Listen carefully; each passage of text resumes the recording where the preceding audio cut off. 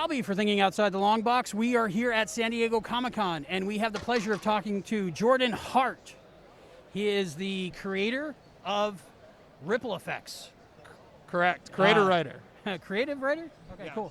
I'm intrigued by this because the main character has type 1 diabetes. Correct. I also have type 1 diabetes. Where did that come from? Is that from your personal life? Correct, yeah. I also have an invisible illness. So one thing that always kind of came to mind was how, for me, when you have an invisible illness, it's almost like your superhero secret identity, right? Like you have the exterior that everyone knows, but then you're Batman at night. Everyone knows Bruce Wayne, but not Batman, or Yeah. Peter Parker and Spider-Man. Right. So I thought there was a great dichotomy to explore between a superhero that's not hiding his regular identity, he's hiding his chronic illness. So folding that into one story, you know, being a lifelong comic book reader, I hadn't really seen it to that extent. So that's what I tried to explore. Having an invisible illness myself, I can sympathize with that character's journey and everybody who has to deal with that, because a lot of times people disregard it because they can't see it and they expect too much from you. And sometimes you can, be as active and contributive as other people, but other times you can't. And then sometimes people don't understand that if they're not empathetic.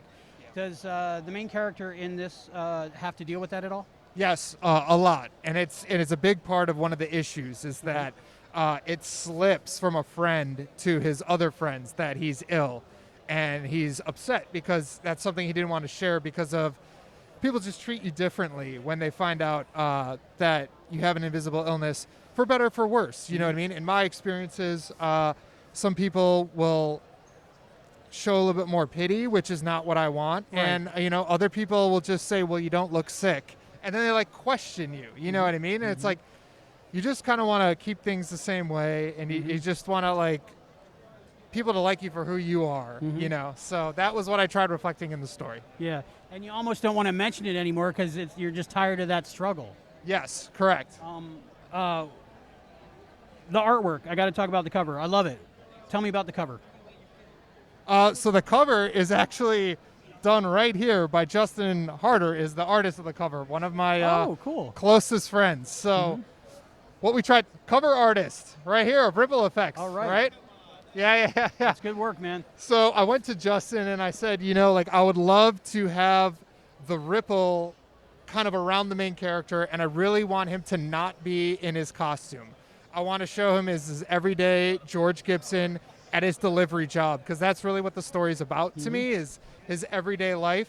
And the costume moonlighting is almost just like the back end to the story. So Justin nailed it and just really created a graphic, eye-catching cover that I absolutely love. Yeah, it's beautiful. It really is. Yeah. Origin story. What's the origin story? Of George? Yes. So his origin story is that when he was 25 years old, he became very ill, and he didn't know what it was, and he was diagnosed with type 1 diabetes. So that's how he got it when he was 25, which is what happened to me. That's when I got sick with my illness, was 25. And then 3 to 4 weeks after that, he learned he was also invincible. So they didn't come together, but his invisible illness and his powers came pretty closely to each other, and he just completely disregards his powers. He's focusing on his career. He wants to be a novelist. He's focusing on managing his illness, that his powers, he just writes them off and refuses to use them or share them. And it's not till they're discovered on accident by this world's essentially Superman. Okay. She discovers it on accident when there's a bank robbery. And then she motivates him to become a superhero, but doesn't think he can because of his illness. And he's invincible, but Correct. he's got to manage his diabetes. Correct. Okay, explain that to me, because non-functioning pancreas will kill you. Yeah. You'll end up in the hospital and you'll end up dead. Yes. If you don't get your insulin. Yes. But he's invincible. Yes. So I thought that was really the narrative hook of the whole idea, was that nothing can hurt George Gibson except himself. And I thought that's where the meat of the story was. That's where the interest was.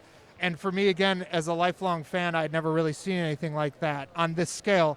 And that's what I wanted to see as a fan of comics and someone who's chronically ill, as well as, just loving stories in general. I just thought that conflict is just really interesting.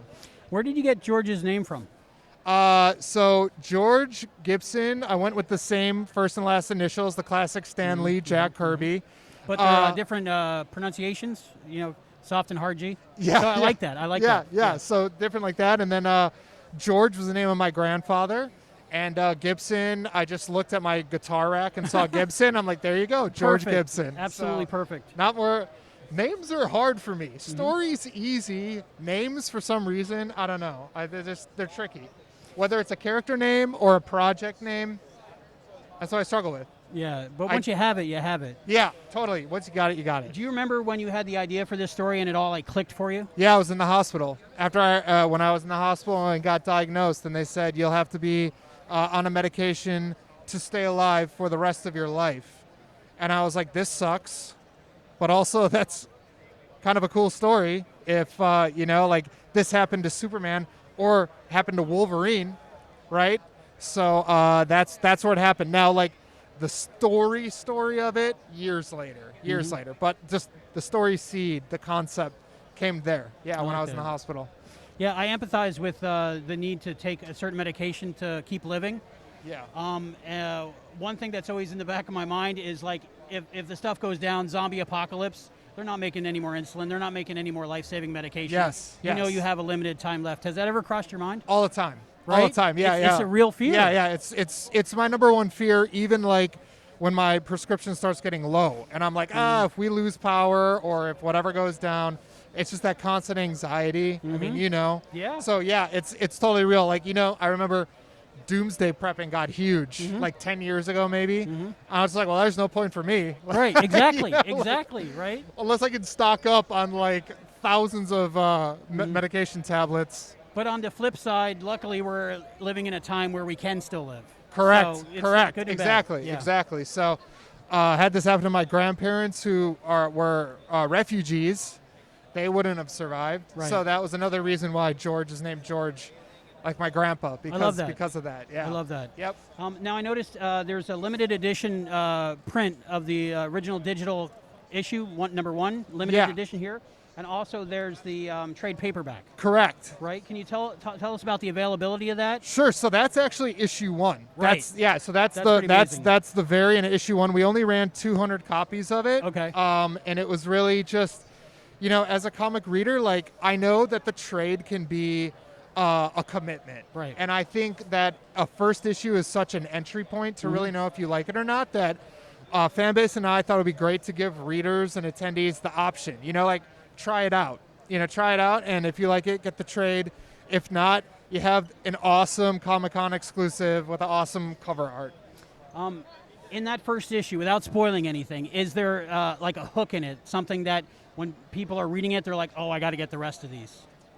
Yes. Well, I've alluded to it before. Okay. In the first issue, George goes from hiding his super abilities to being completely exposed and having to make the decision of if he's going to become a superhero or not. Okay. That's issue 1 without too many spoilers. Okay. That's the hook. Perfect. So where can people at home, not at the Comic-Con, get these? You can order the trade from fanbasepress.com or Amazon. Okay. If you're in Los Angeles, several indie comic shops will carry it in their indie comic section. Otherwise, for the variant, that's just at any convention that Fanbase is going to be an exhibitor at. Okay. So that's a con exclusive. Jordan Hart, thank you so much. Thank I really you. appreciate your time. Thank you so much. Thank you. This has been Albie for Thinking Outside the Long Box with Jordan Hart.